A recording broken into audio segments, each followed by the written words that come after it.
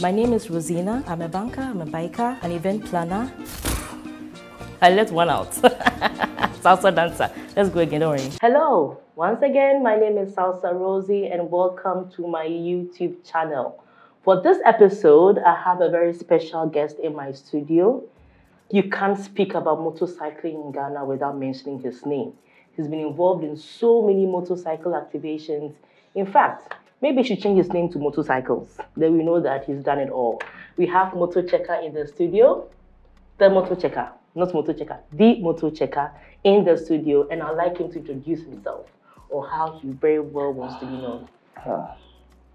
My name is Daniel Ashrifie. My friends call me the Motochecker. I'm a motorcycle riding instructor and a businessman. Well, the Motochecker has been like the third thing they call you, right? In fact, you are known for having so many funny names or nicknames or very names that stick. It started with me, Ronaldo, Yes. CR7, Danley, and all of that. And now we are at Motochecker. They are all very meaningful names. Okay. They are not just names. I have mad love for Cristiano Ronaldo. Mm-hmm. So my friend again named me Ni Ronaldo. Okay. I'm Ghana. Okay. And so every Ghana is automatically a Ni. Any? So I have Ni, and then they added the Ronaldo to it to make it Ni Ronaldo. CR7 is Ronaldo's initials and then his number. Okay. Dan Lee, because of my affection for Japan. Another friend again said, the way I like Japan, I should truncate my name and then add Lee to it. So he made it Dan Lee. I'm Daniel, so Dan Lee. Okay. And then the Motochecker in recent times because of my line of work. Okay. Anyway, so he's also a director and the lead instructor at Gear Shift Academy. What was the thinking? What was the idea of instituting a company that seeks to teach people how to ride? Like, what was the thinking behind it, behind Gear Shift Academy? So I've ridden all my life. I'm born to a motorcycle mechanic dad. I grew up around motorcycles, and no one would hold your hand and teach you how to ride. Okay. If you are wild enough, you can find your way around the motorcycles and then learn riding. But that was very brutal because we were doing a lot of wrong things. If you are lucky, you come out alive. If you are not lucky, you get a very bad injury, or sometimes even you pay with your life. But sometime 2018, I thought, I know so much, and fortunately, I'm lucky to be alive, even though I went through a certain system, which is not the best. Now I know good from bad, right from wrong. So let me turn my ways around and start teaching people the right way. Okay. But as is with everything, you have to get a certification for doing certain things, especially when people are going to come to you and put their lives into your hands. So I went to the motorcycle riding instructor school to get a certificate, and then I rolled out Gear Shift Academy. Okay, so since you started, can you give us a rough idea how many people how many people have come out of your school? Easily 700 people. Wow. Easily 700 people, yes. 700 people. Easily. Okay, now let me tell you a little. Could be more. Yeah. Let me tell you a little story. So since I was born, well, at least since I could think, I've always wanted to ride a motorcycle, always. I always fought or looked for people to teach me how to ride, and I couldn't. I saw people riding and they said, oh, well, I know how to ride, but I can't teach, I can't do this. Like, it took so long to find someone to teach me how to ride. And your guess is as good as mine. He taught me how to ride. Now, this is it. You know, especially for women. Oh, sorry, how many, do you have women that have also gone through your school? A lot. How many women have you? Of the 700 that I mentioned, I think 300 will be women. Will be women? Yeah. Okay, now, I remember growing up as a woman, for you to even start the motorcycle conversation, it was difficult. For you to even convince anybody that you wanted to be on the motorcycle, it's another difficulty. And to get someone to teach you, I think I need to applaud you because, I mean, before, when you think of motorcycles, you are thinking of, riffraffs, you are thinking of people who are using the motorcycle to probably engage in all manner of things. Yes. The Okada, that's for transportation, maybe for, illegal things. But since you started the school, you've churned out very level-headed people and even professionals who are now into riding. Yes. And now I can actually take my motorcycle to work, and my superiors don't have any problem with it. And I'm sure a lot of people like that. Yeah, so you mentioned motorcycling associated with riffraffs and people who are not so well to do in society. It's one of the things that motivates me. I'm sure if not for that, I would have stopped the training by now. I'm tired. But you say she's tired. I don't see that. I'm tired. And that if you follow me closely, you realize that I'm more into motorcycle safety advocacy now than the training itself. Because if you train people and you go and put them in a danger zone, you've not done them good. So I'm advocating for safer roads so that the people that I have trained would have a very conducive place to ride. Okay, now let's go into the training itself. To be sincere with you, I'm tired. But the motorcycle safety advocacy is what keeps me going, and then to fight for motorcyclists to get a good name in society. Okay, so with your road safety, you've been involved in lots of campaigns. A lot. Notable the Look Twice campaign. Right. And even before the Look Twice campaign, you've been involved in all manner of... Just throw more light on some of these campaigns that you have been involved in. I've done campaigns across the length and breadth of the country. I've done campaigns in even other countries. Okay. And motorcyclists are all over. Yes. Sometimes we get invitations from other motorcycling clubs in our neighboring countries, Togo, Ivory Coast, Nigeria. When I go for such events, I take advantage of it to do a road safety campaign. Road safety campaigns like bathing, like brushing your teeth, can never stop. It's something that must continue unabated. So long as you have life, you must do road safety advocacy. It doesn't stop. Okay. It doesn't stop. So long as there is life, there should be road safety advocacy. So if you had to do a campaign and maybe mention 3 things that are dear to your heart as far as road safety is concerned, what would you talk about? I'm a motorcyclist, so I will first of all advocate for safer roads or safer, or if you like, a conducive riding environment for a motorcyclist. So you mentioned the Look Twice for motorcycle. It's an age-old campaign. It's done worldwide because the motorcyclist remains the most vulnerable person on the road. Look, no matter how well you perfect your skill, no matter the leathers you wear, no matter how well you maintain your motorcycle, you still need a safer riding environment to arrive alive. You can do all the first 3 I mentioned. If you don't have safer roads, you'll still not arrive alive. Okay. So road safety advocacy is very, very crucial. Very, very crucial.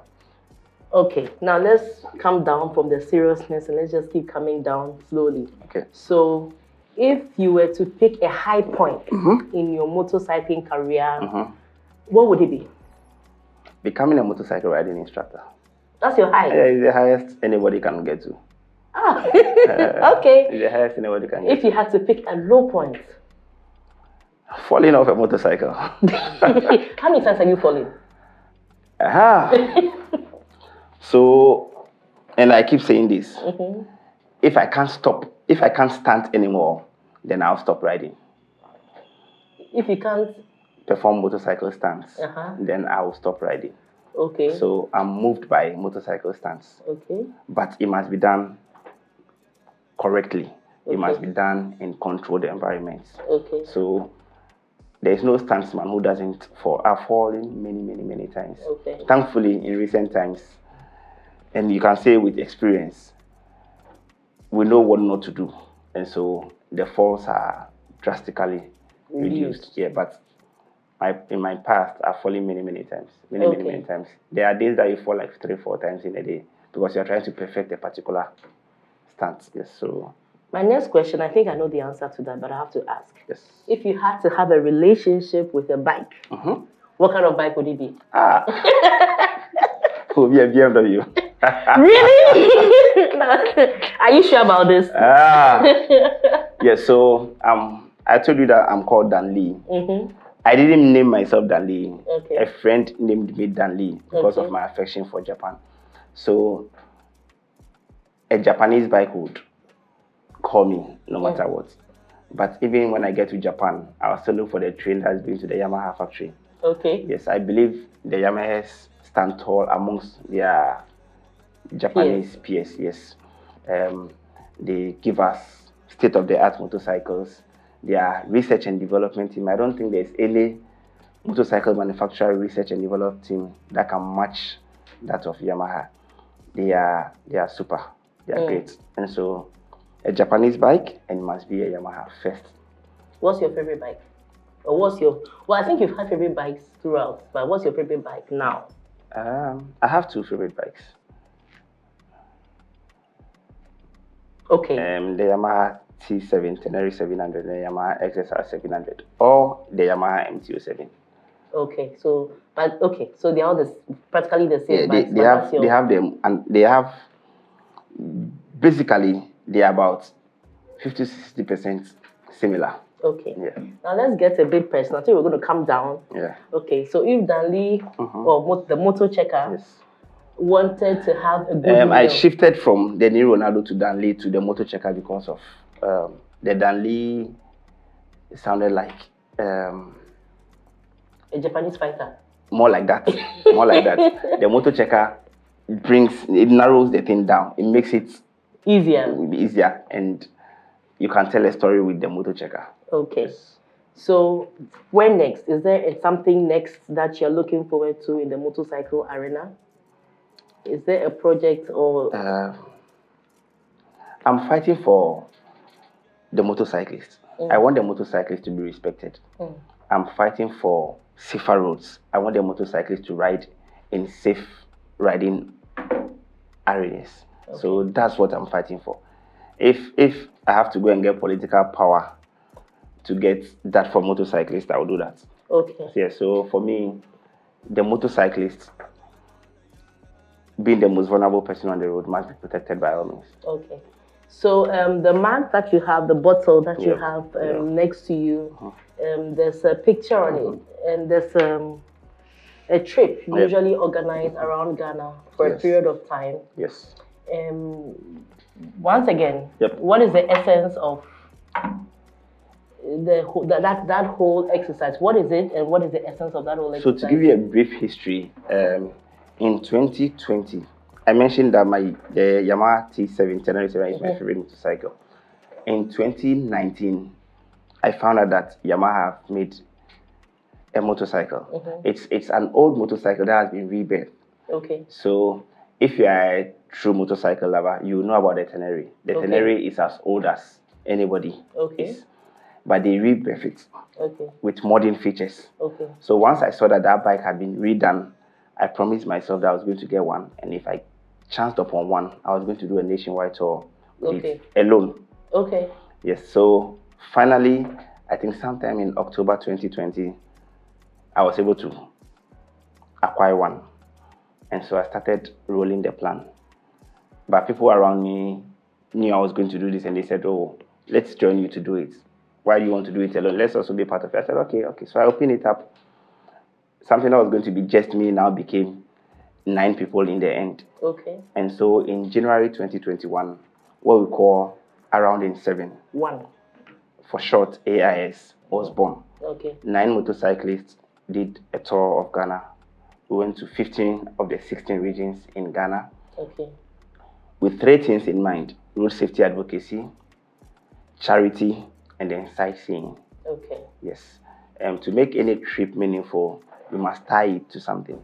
And look, if you are in Accra and you think life is okay in Accra, you should visit other regions in the country, and you know that people really need help.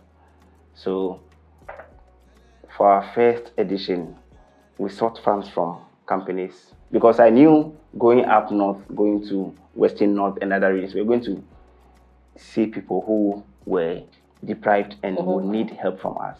So I sought sponsorship from companies, and a company, Ecom Ghana Limited, gave us a whopping amount of 50,000 cedis. Wow. Yes, but something changed. When we got to Accra, I had a change of mind. Instead of giving the money to the people in the deprived areas, I said, let me rather do maternity. People who had given birth and couldn't pay for their medical bills. Okay. And people who had suffered burns, lacerations, and were receiving plastic surgeries and things and couldn't pay for their medical bills. So that money, Ecom gave it to us, the riders. But the riders decided to rather give it to out. Yes, so we gave it to Kolibu. We gave them 50,000 cedis. It was shared between the maternity unit and then the burns unit. Okay. As we speak, AIS has been done 3 times. We've done AIS 1 in 2021, AIS 2 in 2022, and then AIS 3 in 2023. For information, I was on AIS 3. Yes. Yay! You were part of the 3rd edition. We did 16 of the 16 readings in 7 days. Yeah. And again, we did a lot of charity. We did road safety advocacy, and then we saw many, many tourist attraction centers. AIS is something that has come to stay. We are going to do AIS every year. Eventually, we might take it outside Ghana. Because I'm sure it's going to get to a point where we would have gone to everywhere. As we speak, I've gone to almost every corner of Ghana. Yes. So we would extend it to our neighboring countries. Okay. Yes, so around in 7 AIS, bed rocks, road safety advocacy, charity, and then sightseeing.